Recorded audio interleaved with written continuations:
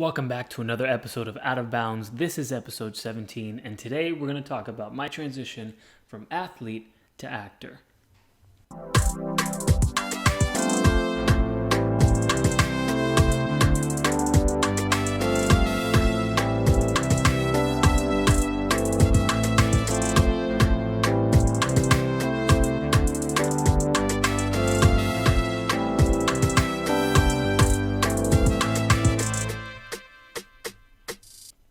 Welcome back. This is Out of Bounds. I'm your host, Danell Leyva.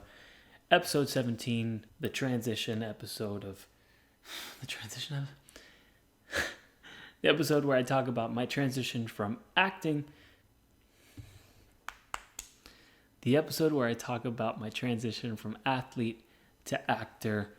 Let's get rolling.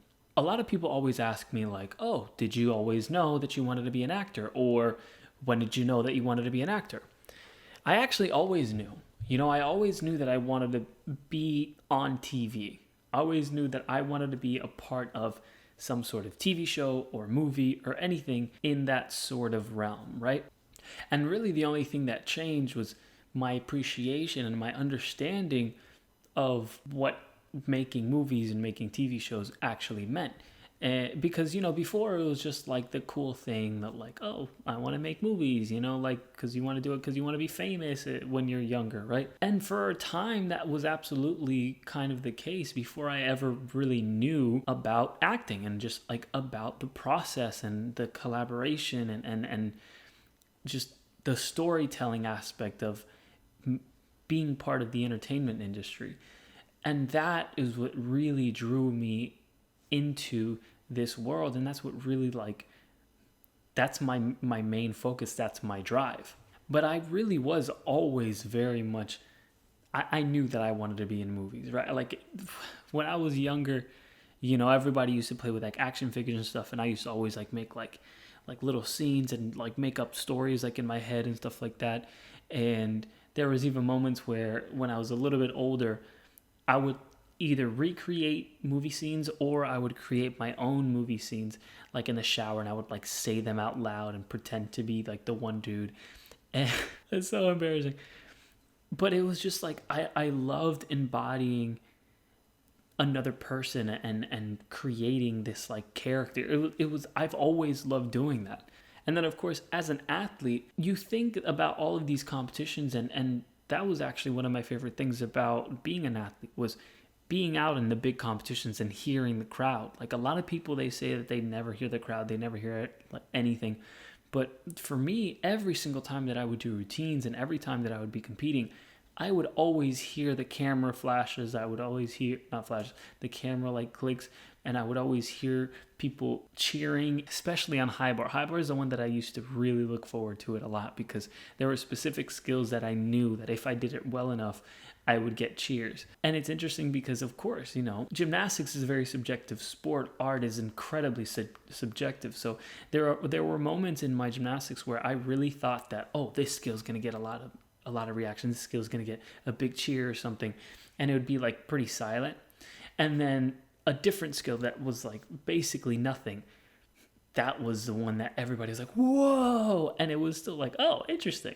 And I never really put two and two together, right? Because it was my set routine, and I wasn't going to change it because the point wasn't as much to perform to the audience, it was more so to get the scores and stuff like that. But now as an entertainer, it's literally like, it's a trial and error process specifically for the audience, right? And the moment that I really noticed it, and the two things that really solidified my decision of wanting to be part of the entertainment industry was, one, I used to do commercials as an athlete, right? Like sometimes I would get sponsorships or something, and it was always like big budget commercials. So being on those big sets, like I was like just in Disneyland, I was just like, it was awesome. And I was like, I want to do this like every single day of my life. That was the one thing. And then the other thing was when I was actually on tour and I was able to perform more so for a crowd, and not because of the routine, but more so like what's going to make everybody react more. Those were the two moments that like really, really solidified all of the things. But that being said, it was really interesting because I had a certain perception that I even though I knew that I already had the perception of thinking that immediately after I was successful as an athlete, I was going to get a bunch of opportunities as an actor. I was still kind of telling myself like, no, it's not going to happen. But no matter how many times you tell yourself that, you're still going to think that to a certain extent, right? Like, I mean, because we see it all the time, right? There's a lot of people that, I mean, Michael Phelps he hosted SNL, right? And he has zero experience as an actor, and he hosted SNL, which, by the way, that was another really big point for me, that I was like, oh, that's what I want to do. And so I always thought, especially after working on all these huge productions and these huge commercials, right? I really thought like, oh, this, I'm going to immediately get booked or whatever, just because of the success I had as an athlete, right? It's going to be a breeze. To a certain extent, that was true. And then to a certain extent, it was absolutely not true at all. I've been very fortunate enough where I've been in positions where I've met really, really successful actors, really big names, people like Armie Hammer and Amy Adams. Them two, actually, specifically. Amy, I met when we were doing the tour. We did a stop in LA, and she brought her daughter, and I spoke to her, and I was like, this is my next step. Do you have any advice? And she was like, take classes, and take different classes. Don't just get married to one. Every actor is different. She gave me suggestions on like what she thought, what she did, and she was like, this is what helped me. If you don't feel that one person is working the way that you want them to, switch and find a new one. Armie Hammer said almost verbatim the exact same thing, like take classes, expand your mind, really learn about acting and everything, not just how to be an actor, but everything about the industry. It's going to make you a better actor. And that, it really changed my perception on just the entertainment industry. And so at that point, when I was on tour, I actually got an audition for, I don't know what it was. It was like probably Nickelodeon, maybe Disney Channel. And I thought I killed it. I thought I did like a great job or something like that. And I looked back at it the other day, and I was just like, what is that? Just even the setup of the self-tape, the way that I was reading everything, and just oh my goodness, I didn't know what I was doing. I really didn't. I thought it was just like, say the words that are on the paper and you're acting. I think back about my mentality and about how I used to see things and how I used to expect to be an actor, and all the things that I thought were going to happen. And I'm like, dude, you were dead wrong. Like, you weren't even like half right. You were dead wrong. Another thing that happened when I was on tour that, again, just absolutely really solidified, like, this is my next move. I'm going to do this. Nobody's going to tell me otherwise, is I got booked to be an advisor for Brooklyn Nine-Nine, which is one of my favorite shows of all time. And it was a scene where Rosa had to do like a gymnastics. It was a very short scene. It was like a flashback, but they brought me in, and it was also the first time ever where I gave my opinion and people were actually like, oh, okay, yeah, interesting. Because growing up the whole time, in any aspect of my life, I would always try and give my opinion, and they would always be like, you don't know what you're talking about.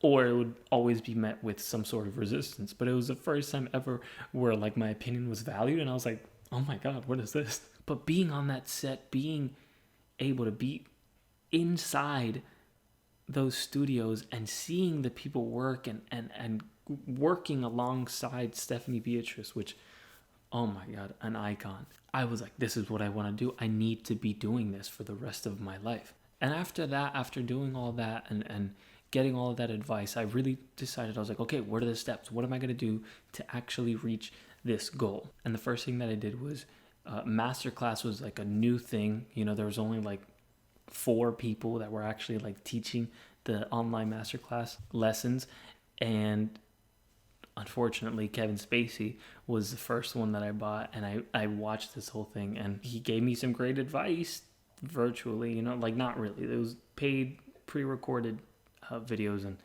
I was watching it, and he had some really great stuff to talk about. But that was the first set of classes that I bought. The other one was Dustin Hoffman, which actually I haven't finished yet. Funny enough, I bought it 4 years ago and I haven't finished yet. Then I started looking for in-person acting classes around LA or whatever. And then funny enough, I actually got called to be a part of a project, which is another thing that kind of fed into that skewed perspective of, oh, just because you're successful, you're going to be offered jobs left and right. I got called to do a project here after literally just moving to LA. They're like, oh, like, you know, we're going to do it in Miami, you know? And I was like, oh, okay, cool. And I did it, and it was really cool. It's called Hialeah, and it's on like Facebook. It was literally my first acting gig of like ever. I went back to LA after like the 2-3 days shoot. I started this acting class, and that's where I met my really good friend August. From that point on, we took every acting class we took together, and I didn't tell anybody anything. And this was still, if this wasn't 2016, it was like early 2017. So it was like right off of the Olympics. It was like very fresh off of like coming out of like the peak of my life at that point. But anyways, we had started this class together, and I was just like, yeah, my name is Danell. I'm like, you know, I did gymnastics for a while and this and that. And like, I wasn't like telling anybody anything about myself. And like a couple classes in, August comes up to me and she's like, is this you? And I'm like, yeah. And basically from then on, we became friends because, you know, but that was so fun, you know. I picked up on things. I loved it. I loved learning. It was amazing. I had a bunch of notes, you know. I bought, and I was like handwriting a bunch of notes. I gotta find some of those notebooks. And I learned so much, you know. And then I went to like the next level of that acting class with August, and we were learning so much. And then the third level, and that's the time where we both felt that we like hit a ceiling, right? The first and the second levels of that acting studio, we were like, yeah, awesome. And then we went to the third level, and then we looked at each other and we're just like, we're not really learning anything, are we? We're like, no. And so we both got out of that class and we moved on, and then we found a different one. Did we find that class first? Yes, we found a different class, which was an auditioning technique class. We did that together. We had just an amazing time. Before all of this, by the way, before we went on to all the other levels and all that stuff, I got booked for my very first short film, which was interesting because the audition process was I had to film myself walking upstairs drunkenly, but don't play it up too much. Make it real. And I booked it. It was really cool because the entire film, I didn't have to say a word. It was all just body acting, right? And I had to like pretend a lot of facial expressions, it was difficult, but it was a challenge, and it was really interesting. It made me really think about a lot. And it was funny because at one point I had to like literally be laying on the ground with a cheeseburger in front of me and like had to grab it and like take a bite. But it was definitely not a big production whatsoever. It was basically like me, the director, the cameraman, and the other actor. And that's literally it. That was the entire cast, crew, production, everything. So after I did that, you know, and after August and I went through all the different levels of the acting classes, and when we went to the different studio, when we went to that different studio, it was like we got knocked in the head, and they were like, forget everything you learned, learn this new thing. And we were just like, oh, and it was again just another moment where we were just like, wow, this is amazing. After that class was done, because it was only like 8 weeks, after that class was done, I actually took improv classes because it's kind of what you do in LA, but it was so embarrassing. I was so embarrassed. But the good thing about it is that literally every single person that takes that intro beginner class or whatever is as equally garbage as you are. So it's fun. You know, you do like different games that seem super weird until like the whole group starts getting into it, and you're just like, you're doing some crazy zip zap zop and all this thing, and I'm sure a couple of you know what that is. It's honestly very embarrassing. Outside of the bubble of improv classes, all that stuff is very embarrassing. But that being said, that was another moment where we were forced to be on stage. We were literally forced to get up on stage, perform, create a story on the spot, you know, and oh man, those moments where I actually got laughs it was tiny slices of heaven every single time. every single time I was just like, that's my favorite thing. My favorite thing in the world is to make somebody laugh. And if I can make a group of people laugh, actually, I just unlocked a memory real quick. The first time I ever got a really big group of people to laugh, and I remembered it was a significant moment because for two reasons. One, I had just qualified onto the 2012 Olympic team. And two, I had just seen Eddie Murphy Raw, I think, and I actually stole one of his jokes. I was on stage and I had a camera and I grabbed the microphone and I was like, can all of you like scoot over this, and all of you, and everybody was like, mer, mer, mer. And I was like, nailed it. But it wasn't my joke, but still, it felt really great. Improv classes, all of those definitely were my jokes. Obviously, literally had to make everything up on the spot. And getting people after that was just pure elation. The other thing that I got to do while I was over there is take a lot of classes at UCLA, because my ex was obviously attending UCLA and I was there every single day. And so I was able to take a screenwriting class, I was able to take an editing class, a film editing class, and I was able to take a directing class. And I mean, basically, I would do all the work for her anyways, just because I wanted to. I was like, okay, what are the assignments, And because of that, that was another thing that made me really expand my mind and see the full focus of like, oh, it's not just this one thing. It's all of this, and when all of this comes together, you literally create magic. You create this dream, literally. And because of all of that, I just continuously, every single day that I do anything, even this little podcast, the fact that I'm sitting in front of a camera and that I have like a light and it's like a whole setup and like I'm doing a thing, it's like a constant reminder that I know what I want to be doing. I want to be in front of a camera acting, maybe even directing at some point, but I want to create stories and create magic and just I love it so much. And it's not just a vain reason either, because obviously, if you guys follow me, you know that I'm always trying to use my platform to help as many people as possible. So I've always also had this idea that I'm gonna sneak in and be famous for being an actor and be successful, and that at the same time, with that same voice and platform, I'm gonna just try and extend my arms and hug and help as many people as I possibly can. But because of all that stuff, I because of taking classes at UCLA and stuff, I actually decided that I said, fuck it, I actually want to try writing.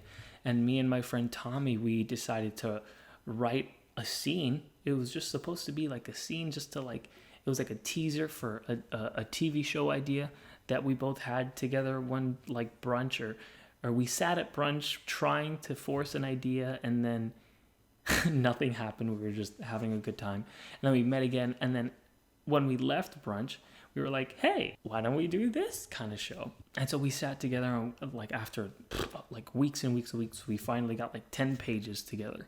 It was me and him, because it was our first time ever actually attempting to write. Then he sent it to one of his friends, and she was like, okay, I can fix it for you. And then she helped us, and then we filmed it, and it was beautiful, man. We actually filmed it at his house. I posted it on my Instagram. There's a little clip right here. This is what it looked like. It's amazing. I love it. I loved it. Like there was moments that, of course, like I watch it and I'm just like, I gotta fix it, and I will. I plan on reshooting it and rewriting it a little bit and actually finishing the whole episode myself. But honestly, being able to shoot that was really interesting, because I really got to see the struggles of filming and the things that could happen that you have no control over. We were expecting to do an outside party scene, and we ended up having to completely scrap that idea because it was raining the entire week that we were scheduled to film. And we just needed one day. We literally just needed one day to film, and we got it. We got to film everything in one day, but my goodness, dude, we literally had to basically fix all the writing and be like, okay, like we can't do this here, we got to do this here. And like the day that we were filming, we were like improvising certain lines here and there just to make sure that everything would make sense with the new surroundings and everything. But it was so much fun. All of that stress, that's the kind of stress that I want to live off of, because it's not stressful at all to me. It's problem solving, and again, it's creating magic. Through all this, I was very, very fortunate to be able to be invited to Golden Globes in 2016, where I actually went to the Golden Globes. We weren't sitting in the main room, we were sitting like in a back room, but like it didn't matter. Just being there and rubbing elbows with like a bunch of people was just, it was incredible. It was truly, truly incredible. And then I want to say, if it wasn't the following year, it might have been, I think it was early 2018, where I went to an after party of the Golden Globes and I met Andy Samberg. I've said this a couple times now. The first time I ever win an award for acting, I'm going to thank Andy Samberg, because I went up to him and I was like, hey man, like, oh, such a big fan. And he's like, oh wow, thank you so much. And I was like, I actually worked on the show, on your show. You know, I worked on Brooklyn Nine-Nine as an advisor in 2016. And he was like, yeah, I remember that. Did I meet you there? And I was like, nah, man, like, you didn't meet me. And he was like, oh, my bad. I was like, it's fine, dude. And I was like, but dude, I just have to say, you know, like, I'm really like trying to be an actor. I like really want to make it and this and that. And he looks at me and like with just the most positive Andy Samberg vibe. He looks me straight in the eyes and he goes, you'll get there, dude. Like, you'll get there. You know, I had just told him like, oh, I went to the Olympics and I did all this. And he was like, wow, that's awesome. And when I said that about wanting to be an actor, he just like, he had more confidence in me than I did at that point. And that's why I say, when I win my first award for acting, I'm thanking Andy Samberg, and he's not going to remember it, but I'm going to thank him. At one point, I think also in 2018, there was a lot of things that was happening in my life that was like, I was just not in a good spot at all. There was a lot of like situations that were happening that were like constantly pushing me down. And finally, at one point, I had this audition for the short film, and I went in and I felt like I did a good job, you know, and the producer that was there, like, really connected with him right away. The director, at that point, you know, she's being the director and she's like trying not to show. She's just like, okay, very good. But that producer, his name is Damon. Because of him, I got hired, because he really looked at it and he said, this guy, first of all, he was a gymnast, so he knew me. We competed together. He showed me a picture of us competing together in Colorado and for qualifiers. He was like, this dude, like, I promise you, if you hire him, he's going to work his ass off, all this stuff. Damon, thank you so much, man. I miss you. Hope you're doing well. But because of that, I got hired. And I actually got hired while working at Woodward as like one of the guest coaches. It was such an immense moment for me. It was incredible. And I was so happy. It was like a tiny little glimmer of light in this like deep dark world. I was going through like a bit of depression, if you will. And then when I actually worked on the project, it was such an incredible project, and it was so professional and so beautiful. We actually filmed it. We were able to rent out, the director, she was able to rent out the very first Johnny Rockets ever that was it's on Sunset Boulevard, I want to say. It's no longer a Johnny Rockets. It's like specifically a diner to get rented out to be filmed in. And it was awesome. It was beautiful. It was like neon lights, and it was so, so beautiful. It's been one of my favorite short films that I've ever been a part of, and probably ever will be a part of. I'm still good friends with the director. She texted me like 2 days ago. Damon, I have to text, and I'm already giving you a shout out, but I'm also going to text you, my dude. The cast was amazing. We had so much fun together. It was like a comedy, but then at the same time, it was not a comedy at all. It was a beautiful film, honestly. The other thing that happened was in 2019. Was in 2019? Yeah, I want to say in 2019. After watching the Oscars, I was sitting there and I was thinking, I was like, dude, Matt Damon and Ben Affleck both, they wrote Good Will Hunting, and they're not technically considered writers. Sylvester Stallone wrote the screenplay for Rocky, and he's definitely not considered a writer. And both of those movies got nominated for an Oscar. Sylvester Stallone is the only other person other than Charlie Chaplin to ever be nominated for Best Writer and Best Actor in the same Academy Awards ever in the history of film. Why can't I do the same thing? And so I started like trying to come up with an idea, and I figured out like just the beginnings of a potential idea. And I actually wrote a whole movie. I wrote a whole movie for the first time ever within like 3-4 months. You know, I used all of the knowledge that I had from that screenwriting class, and I just jammed it in. I did as much research as possible. Every single time I wanted to like create something new, I would call as many people as I can and reach out to as many people as I can and research as much as I can.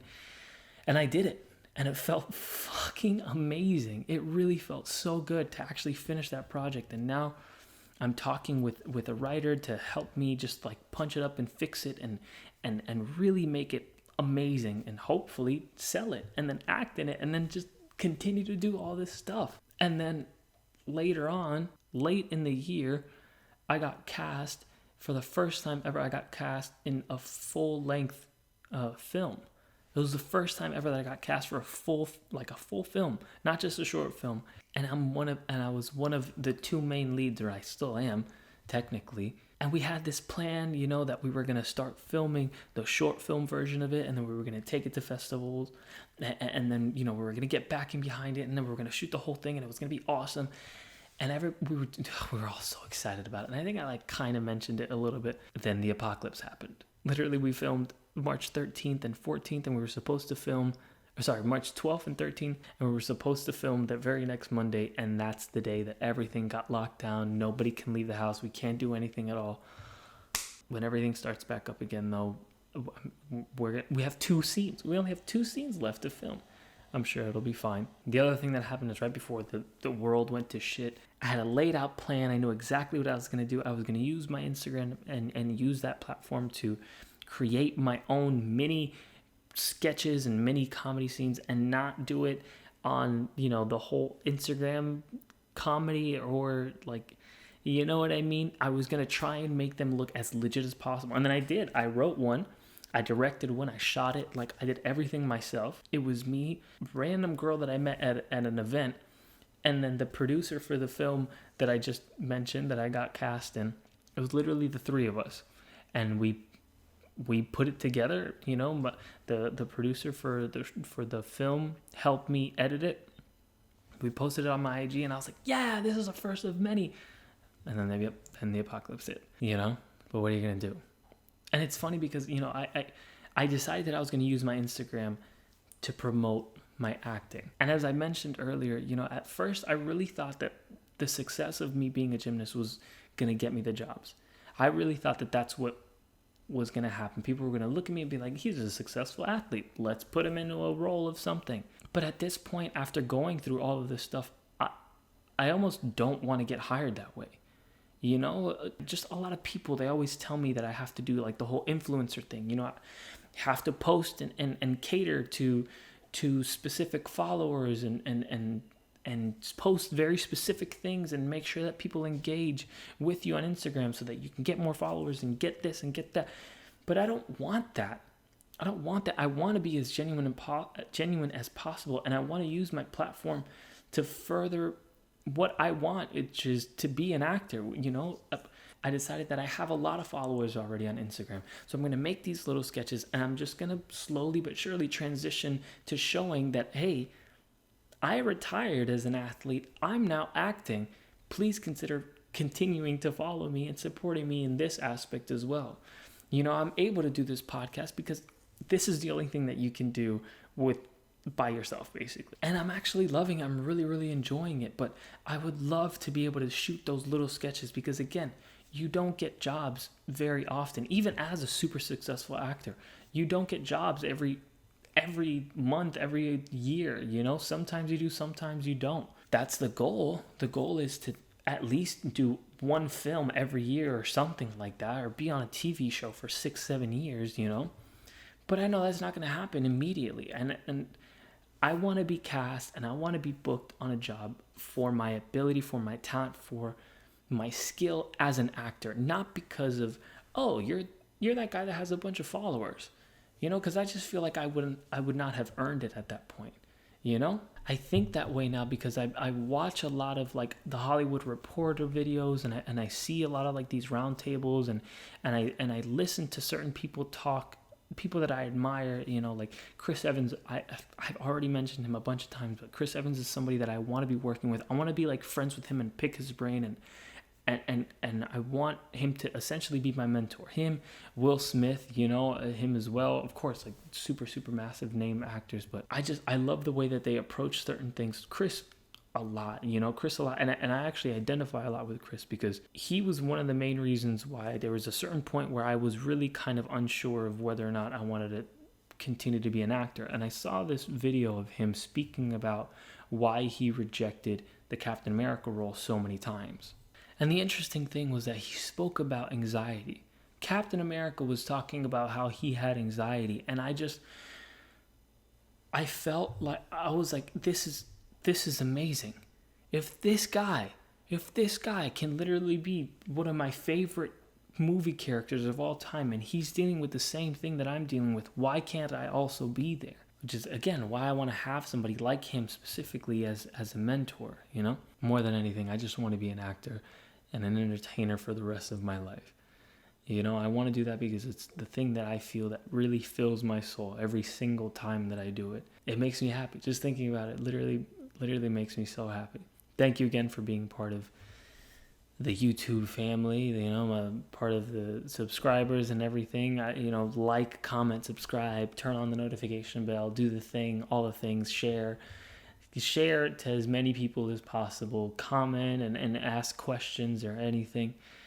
I really, really appreciate you all. Thank you for being a part of this. Again, next week I'm going to have a guest, and it's going to be really, really cool. I might even have a guest for the week after that also.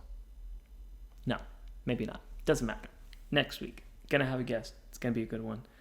Thank you guys. I love you. I'm out.